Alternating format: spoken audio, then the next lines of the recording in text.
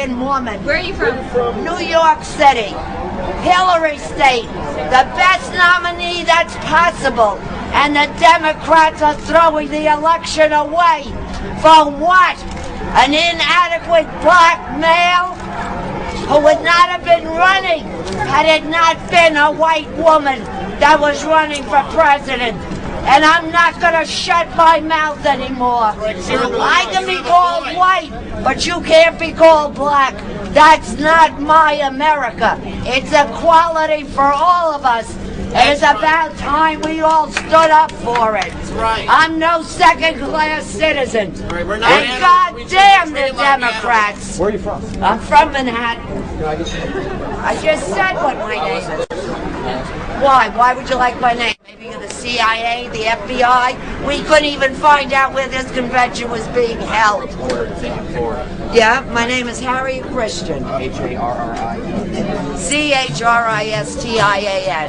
I came here for the vote of every American. And our Democratic Party threw us down the tubes. I was a second-class citizen before, now I'm nothing. Why? Because they want to do what they want to do. And they think we won't turn and vote for McCain. Well, I got news for all of you. McCain will be the next president of the United States. We're very happy she decided to join us here on Your World. Harriet, welcome. Good to have you. Thank you very much. Strong stuff. It was brought about quite unexpectedly after the results from the DNC came through. Now, you thought it was all kind of baked into the cake, right? I thought we stood a chance with Michigan. I had felt they were going to do what they did with Florida, but I thought they were going to at least give her Michigan. And when they turned around and gave a candidate who opted to take his name off the ballot, was not asked to take his name off the ballot, received 59 votes, it's unacceptable. You said that you're supporting Barack Obama will never happen, that John McCain is your guy if Hillary Clinton isn't the nominee. If Hillary Clinton does not get the nomination for president, I will not vote for Obama, not just because of Obama, but because I feel the Democratic Party has left me. I have not left them. Some have blasted you. This had 826,000 YouTube hits today for being racist. I've been around a long time, and I worked for civil rights. I was for civil rights, but I'm also for equality for all. When I see that there is a double standard and the fact that a woman has been abused verbally and nobody has stood up for her, and that Howard Dean had the audacity, Obama's word, right? Audacity, to come out finally on Sunday on Stephanopoulos and said, yes, this campaign has been riddled by sexism, but never mentioned it the entire time it was happening. Can you see any scenario under which Hillary Clinton wins? If they had and will continue to try to have a fair process. What if she were the running mate for Barack Obama? I would not vote for the ticket. Why? Because I still feel that Obama does not have the qualifications to steal the election away from Hillary Clinton. Now, why do you say steal, though, Harriet? He did win a lot of primaries. How did he win? Caucuses. If you examine many of the caucuses, there was so many shenanigans going on. How can you possibly say it was a fair campaign? They locked people out of caucuses. I went to the DNC meeting because I wanted to see the process work the way it's supposed to. When I saw that 75% of the tickets were gotten by Obama supporters, and I had to fight tooth and nail to get a ticket, I went down on my own. Nobody invited me. Nobody sent me. Nobody paid me. Well, did you hear from Hillary Clinton or any of her staff about your remarks or your standing up for her? I think this is a personal issue, and I think it's something that nobody has to be involved in except myself and the thousands of people. Did they talk to you? there's no reason for her to talk to me. Because we, just so you know, Harriet, we did reach out to both the Clinton and Obama folks to comment on this or appear on this. They did. They both declined.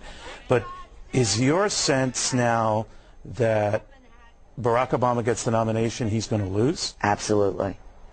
So if he wins, you're going to look in the end like just a sore loser. It's not anything about being a sore loser. I'm merely fighting for what I feel America's all about. I am an American. I'm outraged that they could say he's won when the caucuses don't add up to what the primary votes are. But you talked, Harriet, at the beginning about how he was getting preferential treatment and he's the, you know, it started, as you know, with Hillary Clinton, the runaway front runner, and Barack Obama was an asterisk, right? And then he became sort of but like this big phenomenon. If you also notice, your competitors have constantly covered up everything he has done and have excused everything he has done. You think he's gotten a free ride, and it'll cost him in the general election? I also think that the reason that the superdelegates may be coming out for him is because they demanded he leave his church. Why didn't he leave his church after the racist remarks came out there? Why is it all right for a black to say that whites are racist and they're not? When 99% of the blacks don't even know why they're voting for him. How can we allow this?